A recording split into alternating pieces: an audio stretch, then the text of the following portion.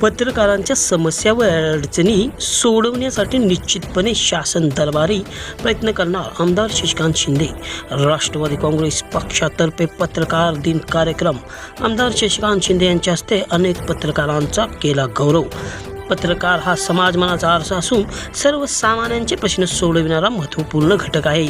लोकशाहीतील चौथा स्तंभ असलेल्या पत्रकारितेमध्ये नवनवीन बदल होत असून ते सकारात्मक आहेत। एका बाजूला पत्रकारितेत सकारात्मक बदल होत असून आहेत, तर दुसरीकडे पत्रकारांच्या समस्या मात्र दिवसेंदिवस वाढत चालल्या आहेत। त्यांच्या अडीअडचणी सोडवण्यासाठी निश्चितपणे शासन दरबारी प्रयत्न करेन, अशी ग्वाही माजी मंत्री आमदार शशिकांत शिंदे यांनी दिली। राष्ट्रवादी काँग्रेस पक्ष व आमदार शशिकांत शिंदे यांच्या वतीने सातारा रोड येथील हॉटेल जर्डेश्वर गार्डनच्या लॉनवर पत्रकार दिन साजरा करण्यात आला। प्रारंभी आमदार शशिकांत शिंदे यांनी दर्पणकार आचार्य बाळशास्त्री जांभेकर यांच्या प्रतिमेचे पूजन करून अभिवादन केले। तदनंतर पत्रकारांच्या गौरव समारंभात संवाद साधताना आमदार शिंदे बोलत होते। व्यासपीठावर कोरेगाव तालुका पत्रकार संघाचे अध्यक्ष हनुमंतराव बर्गे, खटाव तालुका पत्रकार संघाचे अध्यक्ष अविनाश कदम, सातारा तालुका पत्रकार संघाचे अध्यक्ष राजेंद्र साबळे उपस्थित होते। यावेळी अविनाश कदम, पत्रकार अजय कदम, गणेश बोताळजी यांनी मनोगत व्यक्त केले। यावेळी कोरेगाव विधानसभा मतदारसंघात समाविष्ट असलेल्या कोरेगाव, खटाव व सातारा तालुक्यातील पत्रकारांचा आमदार शशिकांत शिंदे यांच्या हस्ते सत्कार करण्यात आला।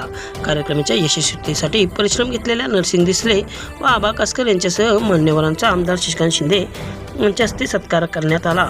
यावेळी कोरेगाव, सातारा, खटाव तालुक्यातील कोरेगाव विधानसभा मतदारसंघातील अनेक पत्रकार उपस्थित होते। अनेक पत्रकारांनी आपल्या व्यथा अडीअडचणी आपल्या मनोगतपर भाषणात मांडल्या। त्या सोडवण्याची निश्चितपणे शासन दरबारी प्रयत्न करणार असल्याची ग्वाही आमदार शशिकांत शिंदे यांनी यावेळी दिली।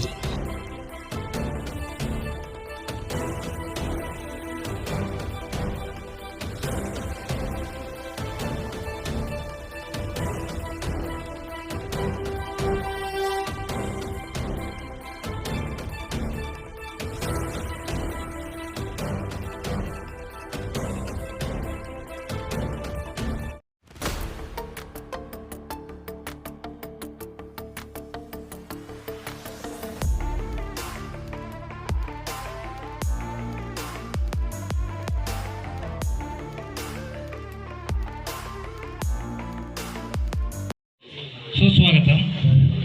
आज दिनांक 6 जानेवारी मराठी पत्रकारितेचे जनक आदरणीय आचार्य बाळशास्त्री जांभेकर यांचा जन्मदिवस।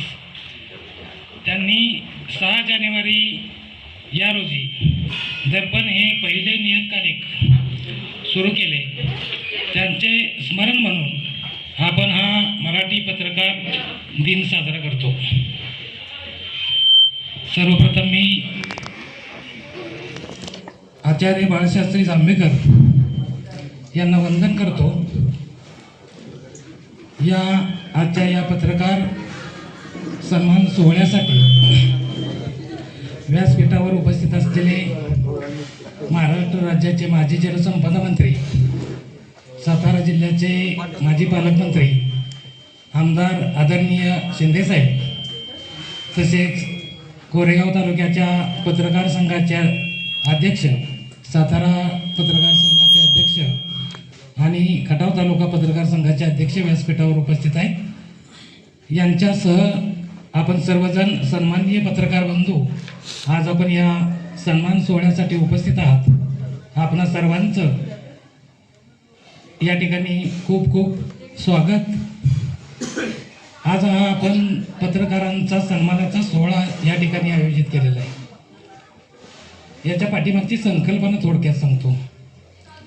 आज गेली 15-20 वर्ष झालं आमदार साहेब या ठिकाणी या तालुक्यामध्ये काम करतायत। कालची गोष्ट सांगतो। काल सकाळी मी साहेबांच्याकडे गेलो होतो। साहेबांच्या बंगल्यावर गेलो असताना साहेबांनी बोलवून घेतलं। एवढी गर्दी होती बंगल्यावरती, परंतु साहेबांनी मला आतमध्ये बोलवलं आणि सांगितलं उद्या 6 जानेवारी पत्रकार दिन आहे आणि पत्रकार दिनाच्या निमित्तानं आपल्याला कोरेगाव, खटाव आणि सातारा तालुक्यातून जेवढे पत्रकार आपल्याला बोलवता येतील त्यांना बोलवून आपण एका ठिकाणी कौटुंबिक सोहळा आणि या पत्रकार बंधूंचा आपल्याला स्वागत करायचे, त्यांचा सन्मान करायचा आहे. साहेबांनी सांगितल्या पद्धतीनं आम्ही त्यावरती काम केलं. ते डिबेट करत होतो त्यावेळेचे आशिष जाधव मी बघितले किंवा अशोक वानखेडे, आपण दिल्लीचे पत्रकार आहेत मोठे, त्यांना सुद्धा जर आपण ऐकलं, परंतु मी त्यावेळेला अशोक वानखेडेंना ऐकलं, परंतु मी ज्यावेळेला आशिष जाधवचं परवाचं शिर्डीचं भाषण ऐकलं आणि ते भाषण बघितल्यानंतर अख्ख्या शिर्डीच्या त्या शिबिरामधल्या प्रत्येक लोकांनी आशिष जाधवांचं कौतुक केलं. मी स्वतः चकित झालो की मी आशिष जाधवांच्यावर बोलायचो, त्या आशिष जाधवांचा आणि तितकं अभ्यास किंवा तेवढं आशिष जाधव डेव्हलपमेंट होऊ शकतात तर मला सुद्धा विश्वास नव्हता.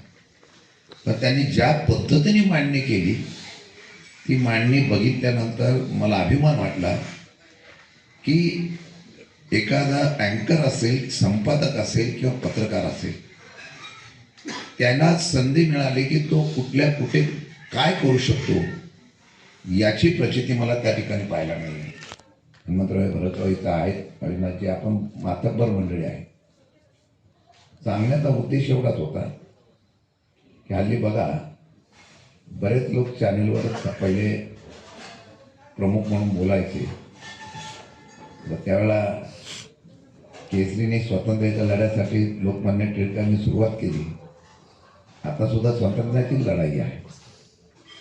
बऱ्याच लोकांना तुमच्या सुद्धा व्यक्ती स्वातंत्र्य नाही. म्हणजे संतोषने एखादी बातमी पाठवली, ती बातमी घेतल्यानंतर ती लावायची का ना लावायची हे सुद्धा कोण ठरवतो? संपादक ठरवत नाही, आता त्याचा ओनर ठरवतो. हा बदल आहे. हा तो साहजिकच असाय पाहिजे, कारण आता कागदाच्या वाढलेल्या भावापासून ती चॅनल चालवण्याची जी स्पर्धा आहे त्याच्यामध्ये ज्या पद्धतीने आता आपण कमर्शियलपणा, कारण शेवटी इतकी कॉम्पिटिशन प्रत्येक क्षेत्रात झालेली आहे की रोज दर महिन्याला एखादा चॅनल नेतो किंवा एखादा पत्रकार नेतो, नाही तर साप्ताहिक, नाही झालं तर महिन्याचा अंक निघतो. ह्या सर्व गोष्टीचा अभ्यास केला तर बघितलं, या सर्व गोष्टीमध्ये आपण जर बघितलं की मुक्त आपल्याला जी पूर्णपणाने पत्रकारिता आहे त्याला बंधन आलेलं आहे. आणि हल्ली तुम्ही यूट्यूबवर गेला तर बहुतेक आता पत्रकार किंवा बहुतेक असलेले आमचे संपादक यांनी स्वतःचं यूट्यूब चालू केलं. परवाच्या दिवशी ABP माझाचे हे होते प्रसाद ना, प्रशांत, त्यांनी सोडल्यानंतर विचारलं काय नाही, म्हणजे काय नाही, आपल्याला काय मुद्दे मांडायचे असते ना त्याला आपल्याला स्वातंत्र्य असावं लागतं.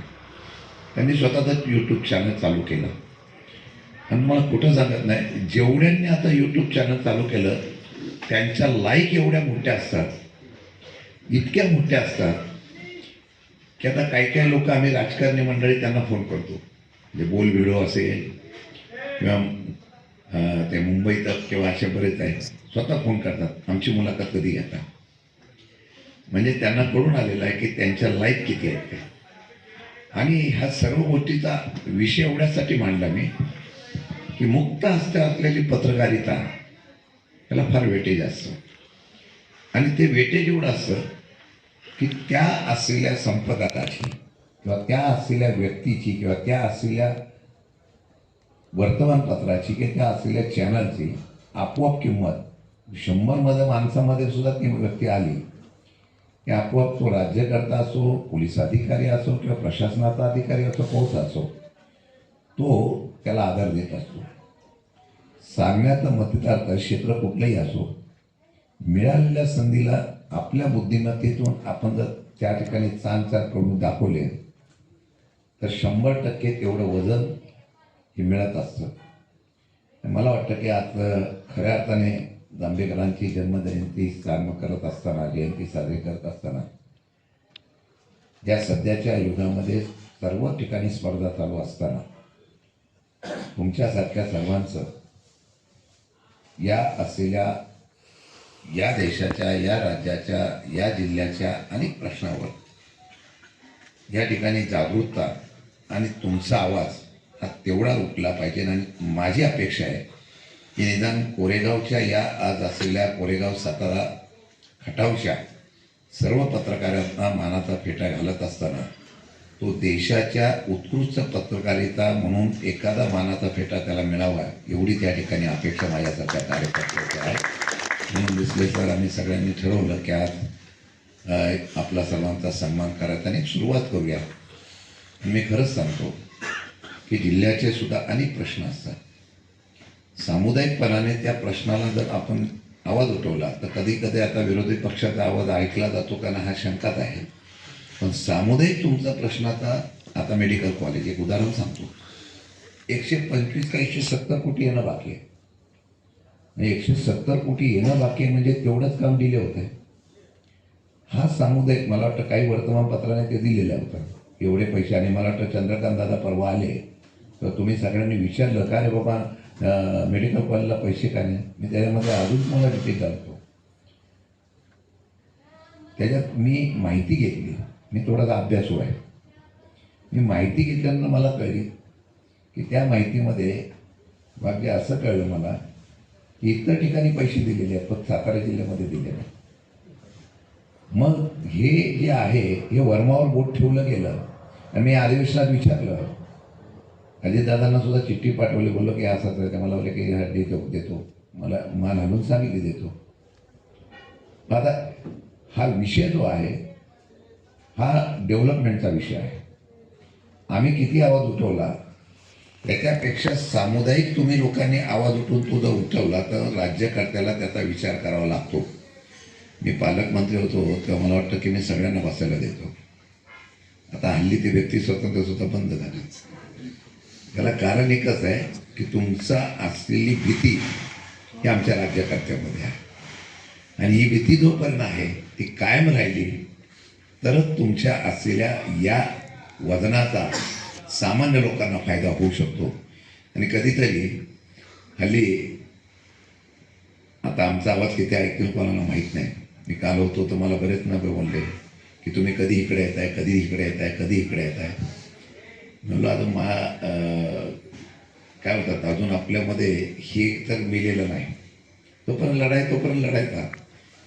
परंतु मी आपल्याला प्रामाणिकपणाने सांगतो की या सर्व गोष्टीच्या माध्यमातून तुमची एक असा पत्रकारितेला सातारा जिल्ह्यातला का आदर्श असो. मग असं सांगितलं हरीश पाटणांना राज्यस्तरावर त्या ठिकाणी प्रमुख म्हणून आपल्याला अधिकारी पद मिळालेलं आहे.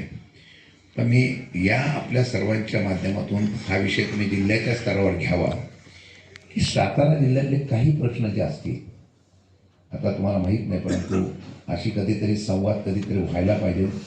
आता सगळेजण आम्ही एवढे व्यापात असतो कधी कधी आम्हाला सगळेजण साहेब सगळ्या कधी साहेब आम्हाला वेळ देताय मलाच वेळ भेटत नाही त्यामुळे अडचण निर्माण होते.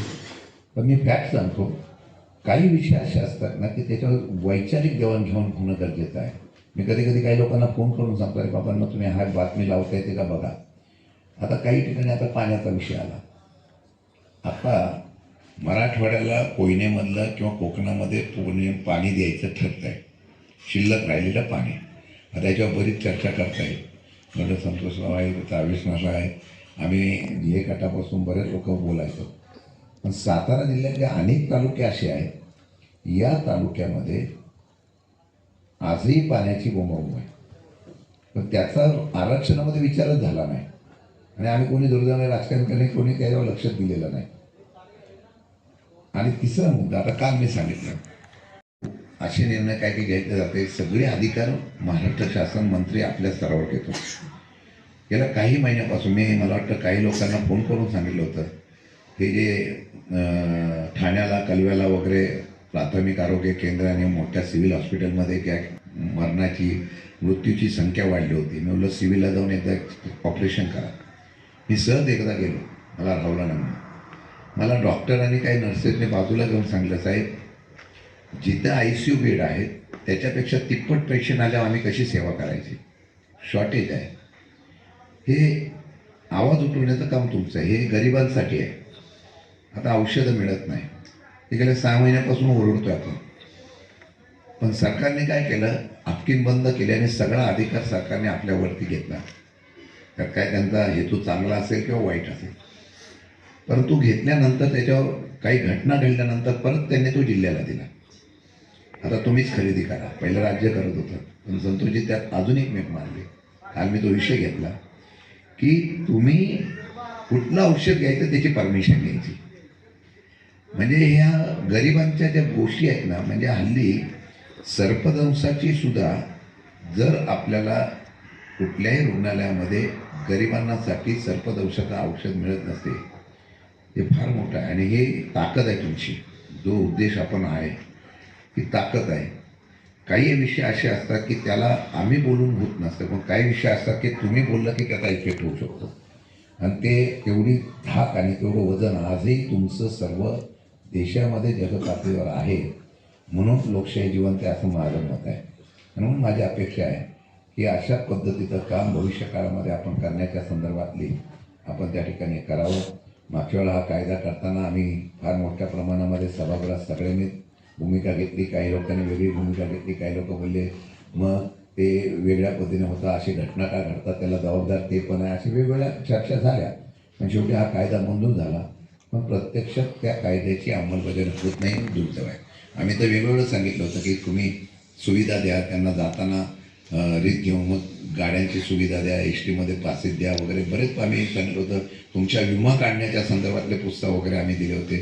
त्यावेळेस चर्चा झाली, ते इम्प्लिमेंट करण्याच्या बाबतीमधला निर्णय झाला. परंतु आज मगाशी सांगितल्याप्रमाणे आपण सांगितलं त्याप्रमाणे ह्या सर्व बाबतीमध्ये केंद्र सरकारने कायदा करावा असं सांगितलं. माझं म्हणणं असं वेगळं आहे. केंद्र सरकार कायदा करतो हा देश पातळीवर होतो, पण काही कायदे राज्य सरकार करू शकतात. ते त्यांच्या पातळीवर करण्याच्या बाबतीमधला निर्णय झाला तो योग्य होईल. असो, या आपण सांगितलेल्या विषयासंदर्भामध्ये निश्चितपणाने म्हणजे मला वाटतं आता फेब्रुवारीला अधिवेशन आहे, पण ते पण मला वाटतं 4-5 दिवसात असेल, लगेच आचारसंहिता लागेल अशी परिस्थिती आहे. आणि यामध्ये मग मिळाली संधी तर किंवा तुमचं पत्र मला मिळालं तर त्या पत्राचा उल्लेख करून मी संबंधित असलेल्या या सांस्कृतिक मंत्र्यांकडं हा निश्चितपणाने विषय नेईल आणि त्यांना मी सांगेल. आणि मला वाटतं सुधीर भाऊ त्याचे मंत्री आहेत आणि तसे ते थोडेसं प्रॅक्टिकल आणि फॅक्टिबल पण आहे. तशा पद्धतीने आपण करण्याचा प्रयत्न करू. निदान आजच्या या तुमच्या कार्यक्रमाच्या निमित्ताने एवढा तरी मला तुमचा निरोप कळला, तो मी पोचवण्याचं काम करेल. एवढं केलं तरी आता हा कार्यक्रम यशस्वी झाला असं मला वाटेल. आणि म्हणून मी मनापासून आपल्या सर्वांचं धन्यवाद देतो. काही चुकलं असेल मागच्या कालावधीमध्ये तर आपण देवाणघेवाण करूया.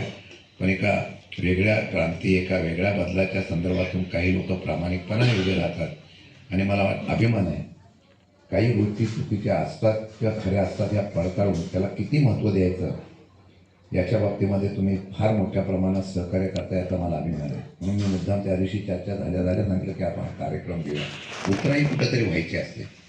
राजकारणात काय असतं, चांगलं वाईट होत असतं, पण उतराई व्हायची असतात आणि त्या उतराई होण्याचा काळ मला आज मिळाला. त्याबद्दल मी आपलं मनापासून सर्वांचा आभार व्यक्त करतो आणि शब्द देतो की माझ्याकडून भविष्य काळामध्ये आपल्या सर्व पत्रकारितेतल्या असलेल्या माझ्या सहकाऱ्यांना जे काही सहकार्य लागेल ते सहकार्य करणं. मला आठवतं आहे माझ्यावर प्रेम करणारा एक सहकारी दुर्दैवाने आमच्यातून निघून गेला आणि त्याच्या बाबतीमध्ये ज्यावेळेला विषय आला त्यावेळेला मला बऱ्याच लोकांनी सांगितलं की त्याच्या हॉस्पिटलच्या बाबतीमध्ये माझ्या परीनं होतं ते मी करण्याचा निश्चितपणाने प्रयत्न केला. कारण का त्यावेळेला तेवढं प्रेम मोहनरावचं माझ्यावर निश्चितपणाने होतं आणि ते कधीतरी आपली जाणीव ठेवण्याचा प्रयत्न करतो. सांगण्याचा उद्देश नाही, पण माझं असं म्हणणं आहे की एक वेळ असते. तुम्ही आता दरवेळेला कुठला वर्धापन दिन असतो, हे दिन असतो, त्या दिन असतो, त्यावेळेला सांगता एवढी घ्यायला द्या तेवढी. माझं असं म्हणणं आहे तुम्ही एकदा सर्व बसा. आमच्या सगळ्या राजकीय पुढाऱ्यांना सांगायचं की आता आम्ही सामुदायिक विमा करायचा प्रयत्न करतो आणि आमचा एक फंड करण्याचा प्रयत्न करतो. त्यात तुम्ही किती देणार ते सांगा. कारण आता माहोल आलेला आहे आणि तो आता वातावरणाचा संधी आहे. निदान सातारा जिल्ह्यातला असलेला सगळा पत्रकारितेच्या बाबतीमध्ये तुम्ही काहीतरी करू शकला त्याच्या कुटुंबासाठी किंवा काय, त्यासाठी काही फंड गोळा करण्यासाठी ट्रस्ट केली तर मला वाटतं फार मोठी होईल आणि त्याला फार मोठा प्रतिसाद मिळेल. आणि तेवढी तुमची ताकद हे उद्योगधंद्यापासून सगळ्या लोकांची असल्यामुळे त्याचा निश्चित फायदा होईल. आजचा हा माझा निरोप निश्चितपणे तुम्ही अध्यक्षांनी कळवावा आणि त्यांना सांगायचं की आपण असा एक फंड तयार करू किंवा ट्रस्ट तयार करू जेणेकरून त्यांच्या कुटुंबाला किंवा कुठल्याही असलेल्या व्यक्तीला त्या लोकांना अडचण येतात त्यांना मदत करण्यासाठी पुढाकार घेऊया अशा प्रकारचा झाला तो सामुदायिक झालेला मदत ही फार मोठ्या प्रमाणात ती ताकद होईल. अशा प्रकारचा निर्णय निश्चितपणाने घ्यावा अशी विनंती करतो. मनापासून आपला आभार व्यक्त करतो. त्या ठिकाणी आम्ही खरं म्हटलं तर पण ते ह्या सगळ्या आज प्रथमतः आपल्या सर्वांना पत्रकार दिनाच्या मनापासून हार्दिक शुभेच्छा देतो. कौटुंबिक कारणास्तव उशीर झाल्याबद्दल दिलगिरी व्यक्त करतो. बाळशास्त्री जांभेकरांचा आज जन्म आहे आणि या जयंतीदिनी देशाच्या सर्व पत्रकारांचा आज पत्रकार दिन या ठिकाणी साजरा होत असताना बऱ्याच वर्षात आपल्या सर्वांची हितगुज करण्यासाठी आणि आपला सन्मान करण्याची संधी मला प्राप्त झाली. आपण सर्वजण उपस्थित झाल्याबद्दल मी मनापासून आभार व्यक्त करतो. मगाशी बऱ्याच लोकांनी सांगितलं, पण कोणतंही क्षेत्र असो, या क्षेत्रातल्या व्यक्तीची उंची ही देशामध्ये जगामध्ये ज्यांच्यामुळे वाढते, ज्यांच्यामुळे त्यांना नावलौकिक मिळतो, त्या लोकांचा आज सन्मान होतो याचा मला निश्चितपणाने आनंद आहे. आज आपल्या सर्वांना मी मानाचा फेटा मानला. बऱ्याच वर्षांनी ही संधी मला मिळाली. खरं म्हटलं तर हितगुज करण्याची इच्छा होती, वेगवेगळ्या विषयावर चर्चा होते. नागपूरच्या अधिवेशनात आम्हाला हा अनुभव चांगला असतो. बरेच पत्रकार मग एकत्र बसतो, देशाच्या जगाच्या सगळ्या राजकीय परिस्थितीवर वेगवेगळ्या विषयावर चर्चा होते. त्यातून काही आपल्याला आत्मसात करायला मिळतं अशा प्रकारची सुद्धा त्या चर्चेतून फायदा होत असतो. तर मला माहिती आहे की ज्या दर्पण या वृत्तपत्राची पहिली सुरुवात झाली त्या जांभेकरांचा आज आपण आठवण करतोच, परंतु स्वातंत्र्याच्या काळामध्ये लोकमान्य टिळकांनी केसरी या वर्तमानपत्राची सुरुवात केली. त्यावेळेला आंदोलन करणं आणि विचार मांडण्याची बंदी त्यावेळेला इंग्रजांनी त्यावेळेला लावली. लोकांमध्ये जनजागृती कशी केली पाहिजे, तर गणेशोत्सव असे वेगळे उत्सव साजरे केले, परंतु केसरीच्या माध्यमातून देशाच्या स्वातंत्र्याचा पाया रचला गेला याचा सुद्धा उल्लेख मला मुद्दाम करावा वाटतो. आणि हीच परंपरा भविष्य काळामध्ये चालू झाली. सत्ताधाऱ्यावर किंवा विरोधकावर किंवा वाईट प्रवृत्तीवर अंकुश असायला पाहिजे. आपण नेहमी चौथा स्तंभ चौथा स्तंभ चौथा स्तंभ म्हणतो, परंतु या स्तंभाची जी त्या काळापासूनची असलेली एक उंची आहे आणि त्या उंचीच्या माध्यमातून एखाद्याला जमिनीवरून अगदी उंचीवर नेण्याचा प्रयत्न सुद्धा आपल्या लेखणीतून किंवा प्रिंट मीडियाच्या बरोबर इलेक्ट्रॉनिक मीडियाच्या माध्यमातून आता व्हायला लागला. आणि एखाद्याला वरून जमिनीवर आणण्याचा सुद्धा ताकद ही तुमच्या सर्वांच्या मध्ये आहे. आता उद्योगपती असेल, राजकीय क्षेत्रातला असेल, चित्रपटसृष्टीचा असेल किंवा कुठल्याही क्षेत्रातला असो. मी फार लांबचा बोलणार नाही, परंतु मला वाटतं की आत्ता नुकतंच आंदोलन झालं जरांगे पाटलांचं. मला वाटतं की मराठवाड्यापुरतं आंदोलन करणारे जरांगे पाटील एका आंदोलनातून महाराष्ट्राच्या ऐतिहासिक सभा करण्याच्या बाबतीमधला इतिहास घडू शकले. हे ताजं उदाहरण मी कुठल्या जाती धर्माला धरून बनलेलं नाही. किंबहुना आता ओबीसीचे मेळावे होतात, इतर समाजाचे मेळावे होतात, परंतु व्यक्ती एका दिवसामध्ये इतक्या मोठ्या पदावर जाऊ शकते हा इतिहास हा आपण सर्वांनी करून दाखवला. काही घटना घडल्या की त्याच्या मागे निश्चितपणाने आपले कष्ट हे स्वतः मी पण पाहिलेले आहे. म्हणजे पोलीस किंवा एखादी यंत्रणा पोचायच्या अगोदर पत्रकार तिथं पोचतो, मीडिया तिथे पोचतो आणि सत्य परिस्थितीचा विषय हे लगेच लोकांपर्यंत पोहोचवण्याचा प्रयत्न होतो. मला आठवते मी ज्यावेळेला युनियन क्षेत्रामध्ये काम करायला लागलो आणि साताऱ्यामध्ये मला 99ला पहिली तिकीट मिळाली. तसं माझा आणि सातारा जिल्ह्यातला फार संबंध माथाडी पुरता होता आणि अचानक पवारसाहेबांनी सांगितलं की जेव्हा तुम्हाला तिकीट दिले तुम्ही उभा राहा. आणि पहिली पत्रकार परिषद मला वाटतं साताऱ्यात झाली. संजय वगैरे सगळे होते, विलास माने होते, काटकर होते, दिग्गज मंडळी होती.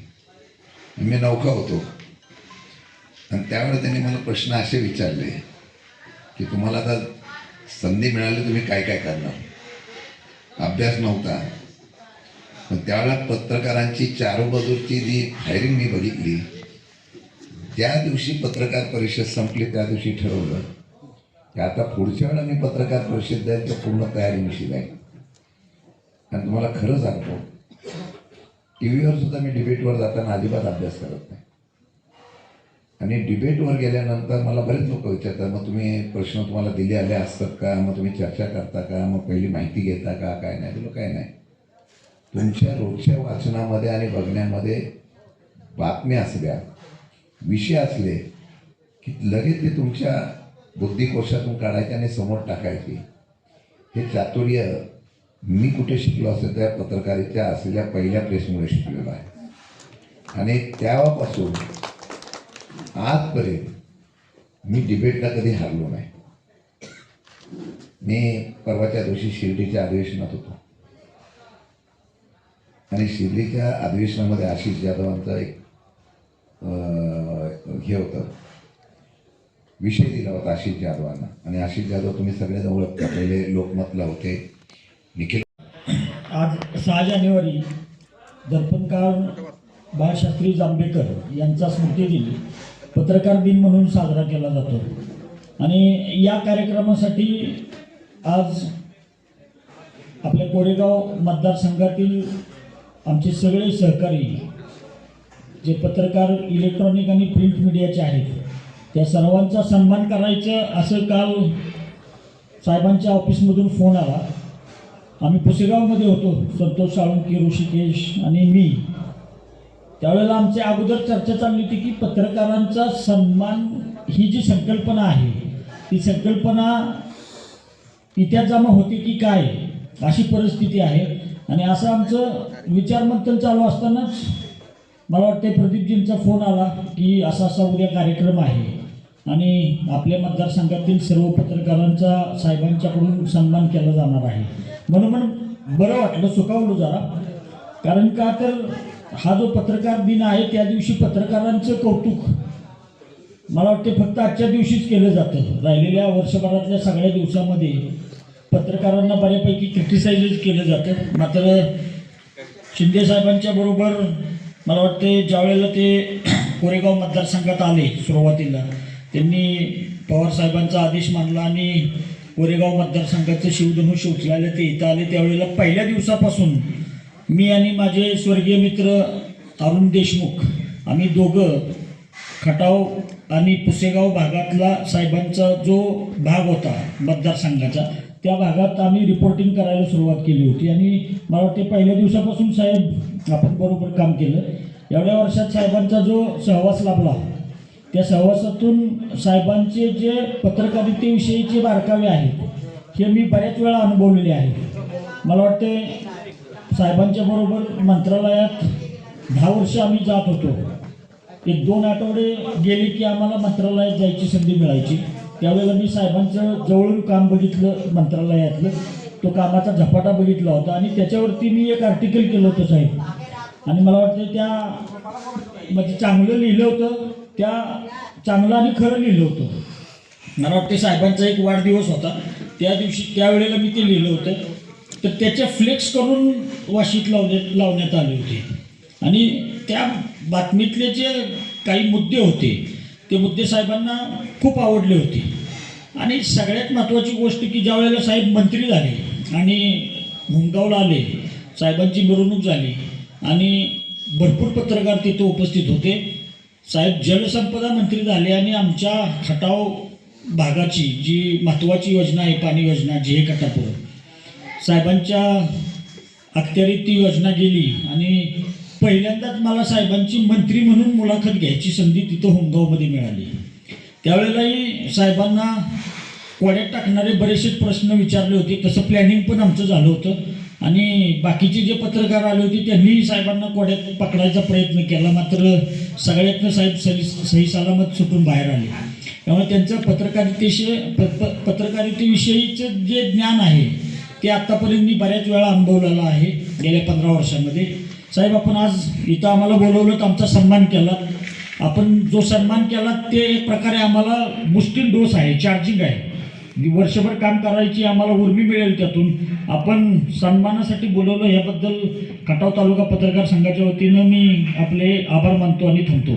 किंवा वाईट असो, त्या घटनेचा मागोवा घेत असताना आमचा हा पत्रकार बांधव साहेब आपल्या जीवाची पर्वा करत नाही, कुटुंबाची पर्वा करत नाही की त्याला काय होईल. कारण चांगल्या बातमी मागेही शत्रू असतात आणि वाईट बातमी मागेही तर फार शत्रू असतात. हा आमचा पत्रकार साहेब कुठल्याही प्रकारचं रिस्क घेतो, प्रत्येक रिस्क घेतो आणि समाजातील ज्या घडणाऱ्या वाईट घटना आहेत ह्याच्यावर प्रकाश टाकतो. असा आमचा पत्रकार आहे. म्हणजे ज्याच्या रक्तात फासून समाजसेवा भरली असतो तो खरा पत्रकार असतो. आणि इथे जे सर्व पत्रकार साहेब बसलेत आणि महाराष्ट्रातील देशातील सर्व पत्रकार आहेत त्यांच्या रक्तात फासून समाजसेवा भरली आहे म्हणून ते पत्रकार झाले. म्हणून पत्रकार बनणे हे काही सोपं नाही. ज्याच्यामध्ये दम असतो, ज्याच्यामध्ये हिंमत असते तोच खरा पत्रकार असतो. आणि हे सर्व पत्रकार ते राज्यातील देशातील पत्रकार आहेत. कारण पत्रकार होणं म्हणून मी म्हणतो की सोपं नसतंय. साहेब, मध्यंतरी मी एक श्याम सिंगाराव नावाचा एक चित्रपट बघितला. साऊथ इंडियन चित्रपट आहे. त्या चित्रपटामध्ये नानी हा प्रमुख अभिनेता आहे. त्या चित्रपटामध्ये साहेब प्रत्येकाला अवश्य बघा श्याम सिंगाराव चित्रपट. तर त्या चित्रपटामध्ये साहेब की अशा तो जो हिरो आहे अभिनेता नानी, तो प्रथमतः लेखन करत असतो, पुस्तकं लिहित असतो. नंतर तो छापखान्यामध्ये कामाला लागतो. नंतर तो त्या छापखान्यामध्ये संपादकाची पत्रकाराची जबाबदारी होतो. तर त्याने त्या पिक्चरमध्ये देवदासी प्रतिविरुद्ध आवाज उठवलेला आहे.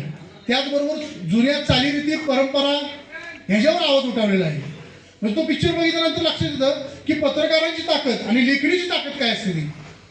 साहेब, आज मी डिजिटल मीडियाचा जिल्हाध्यक्ष म्हणून काम करतो. आमच्या डिजिटल माध्यमांसमोरची फार मोठी आव्हान आहे. मी मुद्दाम आपल्याला साहेब सांगतो की मागे मंत्रिमंडळाच्या या सरकारच्या मंत्रिमंडळाच्या बैठकीमध्ये एक निर्णय झाला की श्रमिक पत्रकार म्हणून डिजिटल मीडियातील पत्रकारांना मान्यता मिळाली. त्या श्रमिक पत्रकाराच्या कक्षेमध्ये घ्यावी. परंतु हा साहेब या सरकारने, विद्यमान सरकारने हा प्रस्ताव केंद्र सरकारकडे पाठवला आहे. माझी विनंती साहेब अशी आहे आपल्याला की हा जो प्रस्ताव पाठवलेला आहे केंद्र सरकारकडे, तर या संदर्भात आपल्या राष्ट्रवादी पक्षातर्फे आपण प्रयत्न करावा, आवाज उठवावा आणि हे जे पत्रकार आहेत, यूट्यूब चॅनल्स असतील, इलेक्ट्रॉनिक मीडियामधले असतील किंवा रेडिओ पत्रकार असतील, या पत्रकारांना न्याय मिळावा. तसेच आमचे पत्रकारितेतलं एक आत्मा म्हणलं तरी चालेल, छायाचित्रकार पत्रकार हे साहेब आमचे फार महत्त्वाचे असतात. जसे आमच्या इथे अधिक वर्गे आहेत, शेखर रसाळ आहे की नुसती बातमी लावली तर लोक वाचत नाही, पण त्या बातमीचा जर फोटो असेल तर त्या फोटोमध्ये इंटरेस्ट बघून ती खाली पूर्ण बातमी वाचली जाते. म्हणजे छायाचित्रकारांचाही अलीकडे उपेक्षा होत आहे या पत्रकारांची. या पत्रकारांना न्याय देणं हे आपल्या सर्वांची जबाबदारी आहे. खरं तर पत्रकारांना जो संरक्षण कायदा आहे साहेब. नमस्कार. आज 6 जानेवारी बाळशास्त्री जांभेकर यांच्या जन्मदिनानिमित्त आज महाराष्ट्र शासन पत्रकार दिन साजरा करतो. याच दिवशी 6 जानेवारी 1832 साली बाळशास्त्री जांभेकरांनी मराठी वृत्तपत्रसृष्टीतलं पहिलं दर्पण नावाचं वर्तमानपत्र चालू केलं आणि ह्याच वर्तमानपत्राने मराठी वृत्तपत्रसृष्टीमध्ये क्रांती केली आणि तिथून या वृत्तपत्रांचा प्रवास चालू झाला. खरं तर आज या मराठी वृत्तपत्र सृष्टीला 192 वर्ष पूर्ण झालेली आहे. दर्पणपासून सुरुवात केली. त्यानंतर या मराठी वृत्तपत्र सृष्टीमध्ये गोपाळ गणेश आगरकरांनी सुधाकर नावाचे वर्तमानपत्र काढले. लोकमान्य टिळकांनी केसरी नावाचे काढले. त्याचबरोबर कृष्णराव भालेकर यांनी दिनबंधू नावाचे वर्तमानपत्र काढले की ज्याच्यावर महात्मा फुलेंच्या सत्यशोधक विचारांचा प्रभाव होता. त्यानंतर डॉक्टर बाबासाहेब आंबेडकरांनी बहिष्कृत भारत, समता, प्रबुद्ध भारत, जनता यांसारखी वर्तमानपत्र काढली आणि या वर्तमानपत्रांच्या माध्यमातून समाजातील शोषित, वंचित, दीनदुबळा, उपेक्षित ज्या शेतकऱ्यांवर अन्याय होत आहे अशा शेतकऱ्यांना न्याय देण्याचं काम या वर्तमानपत्राच्या माध्यमातून झालं. आज वृत्तपत्र सृष्टीचे जनक आचार्य बाळशास्त्री जांभेकर यांची जयंती आणि आचार्य बाळशास्त्री जांभेकरांनी दर्पण हे वृत्तपत्र 6 जानेवारीला सुरू केलं आणि तोच आज पत्रकार दिन म्हणून संपूर्ण महाराष्ट्रामध्ये संपन्न होतोय. बंधूंनो, प्रथमतः मी आपल्या सर्वांना पत्रकार दिनाच्या शुभेच्छा व्यक्त करतो. आचार्य बाळशास्त्री जांभेकरांना अभिवादन करून आज या ठिकाणी माजी जलसंपदा मंत्री आणि सातारा जिल्ह्याचे माजी पालकमंत्री सन्माननीय आमदार शशिकांत शिंदेसाहेब यांनी माझ्या सातारा तालुका असेल, कोरेगाव तालुका, खटाव तालुका या सर्वांचा खऱ्या अर्थाने एक स्नेहमेळावा या ठिकाणी आयोजित केला. याबद्दल मी साहेबांना शतशः आभार साहेबांचे व्यक्त करतो. मित्रांनो, पत्रकार हा राष्ट्राचा भूषण आणि समाजाचा पारेकर म्हणून ओळखला जातो. परंतु आज पत्रकारिता करत असताना माझ्या ग्रामीण भागातल्या पत्रकारांची फार उपेक्षा आहे आणि ही उपेक्षा संपवण्यासाठी ज्या वेळेला आपण म्हणतो की शासन, लोकप्रतिनिधी आणि जनता यांच्यामधला जो दुवा म्हणून ओळखला जातो तो पत्रकार म्हणून ओळखला जातो आणि समाजाच्या व्यथावेदना वेचत असताना ज्या वेळेला त्या पत्रकाराला कौटुंबिक परिस्थितीवर देखील मात करून वाटचाल करावी लागते, त्यावेळेला देखील आमदार शशिकांत शिंदेसारखा एक जनसामान्यातला माणूस उभा राहतो आणि खऱ्या अर्थानं आमच्या ग्रामीण भागातले पत्रकार असतील, शहरी भागातले पत्रकार असतील, या सर्वांना एक उमेद निर्माण करून देतो. हे निश्चितपणाने कौतुकास्पद बाब आहे. बंधूंनो, पत्रकार हल्ला विरोधी कृती समितीच्या बाबतीत अनेक वेळेला माझंही साहेबांच्या बद्दल बोलणं झालं. साहेबांनी अनेक वेळेला विधानसभेमध्ये ते प्रश्न उपस्थित केले आणि राज्य शासनाच्या माध्यमातून ते प्रश्न घसाला लावण्याच्या पर्यंत ज्या ज्या वेळेला साहेब विधानसभेमध्ये तारांकित प्रश्न उपस्थित करत होते त्या वेळेला तो हल्ला विरोधी कृती समितीचा होता, तो पुढं सरकत यायचा प्रश्न होता आणि अजून सुद्धा तशा पद्धतीनं राज्य शासनानं गांभीर्यानं पत्रकार हल्ला विरोधी कृती समितीच्या माध्यमातून जो कायदा करायचा होता तो कायदाही अजून आवश्यक त्या पद्धतीनं झाला नाही. आणि दुसऱ्या बाजूला एक सांगायला हरकत नाही की माझे आदरणीय सातारा जिल्हा पत्रकार संघाचे अध्यक्ष सन्माननीय हरीजी पाटणे सर यांची सातारा विभागातून पुणे विभागीय पत्रकार संघाच्या अध्यक्षपदी निवड झाली आणि पुणे विभागात अधिस्वीकृती समितीवर निवड झाली आणि आजच सकाळी सातारा जिल्ह्यामध्ये झालेल्या एका कार्यक्रमामध्ये त्यांनी 20 पत्रकारांना अधिस्वीकृतीचं नोंदणीसाठी दिली. मित्रांनो, अधिस्वीकृती ही आज इतकी अत्यंत काळाची गरज निर्माण झाली की प्रत्येक पत्रकाराला अधिस्वीकृती देताना शासनाच्या नियम अटी यातून मार्ग काढायला लागतो.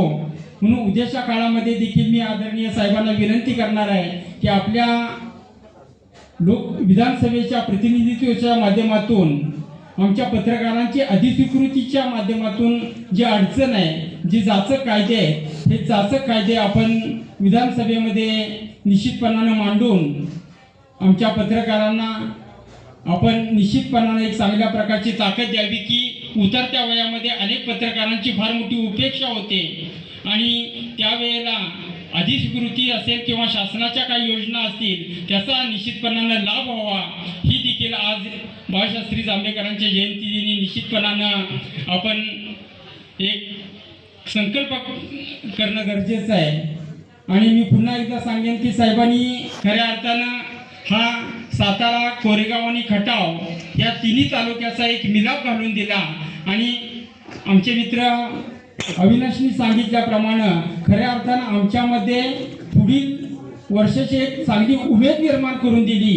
त्याबद्दल मी माझ्या सातारा तालुक्याच्या वतीनं साहेबांचे शतशः आभार व्यक्त करतो. त्याचप्रमाणे आपण सर्वजण उपस्थित राहिलात त्याबद्दल देखील आपल्या सर्वांचे आभार व्यक्त करतो. आणि या ठिकाणी सन्मानित करता यावं म्हणून साहेबांनी हे नियोजन केलं, साहेबांनी त्या पद्धतीनं सूचना दिल्या आणि आपण या ठिकाणी आता हा कार्यक्रम करतो आहोत. हे करत असताना समाजामध्ये आपल्या सर्व पत्रकार बंधूंच्याकडे बघण्याचा समाजाचा जो काय दृष्टिकोन आहे त्यामध्ये आपण समाजाचं जेव्हा आपल्याला त्या समाजामध्ये घडणाऱ्या घटकांना न्याय द्यायचा असतो त्यावेळेला सगळ्यात पुढं जर कोण येत असेल तर ते पत्रकार बंधू असतात. त्यांना वाचा फोडण्याचं काम ते आपल्या पत्रकार बंधूंच्या हातून होत असतं आणि अशा या घटकाचं, अशा या समाजाचं प्रतिनिधित्व करणाऱ्या या पत्रकार बंधूंचं आपल्याला स्वागत करता यायला पाहिजे, सन्मान करता यायला पाहिजे, त्यांच्या कार्याचा कौतुक करता यायला पाहिजे. म्हणून आज आपण या ठिकाणी कार्यक्रम घेतलेला आहे. पत्रकार दिनाच्या मी या ठिकाणी सर्वांना खूप साऱ्या शुभेच्छा देतो आणि पुढील वाटचालीसाठी सुद्धा खूप साऱ्या शुभेच्छा. आपल्या हातून समाजाच्या वंचित घटकाचं त्या ठिकाणी वाचा फोडण्याचं किंवा त्याला न्याय मिळवून देण्याचं काम या पुढच्या काळामध्ये सुद्धा आपल्या हातून अहोरात्र घडो ही ईश्वरचरणी प्रार्थना करतो आणि थांबतो. जय हिंद, जय महाराष्ट्र.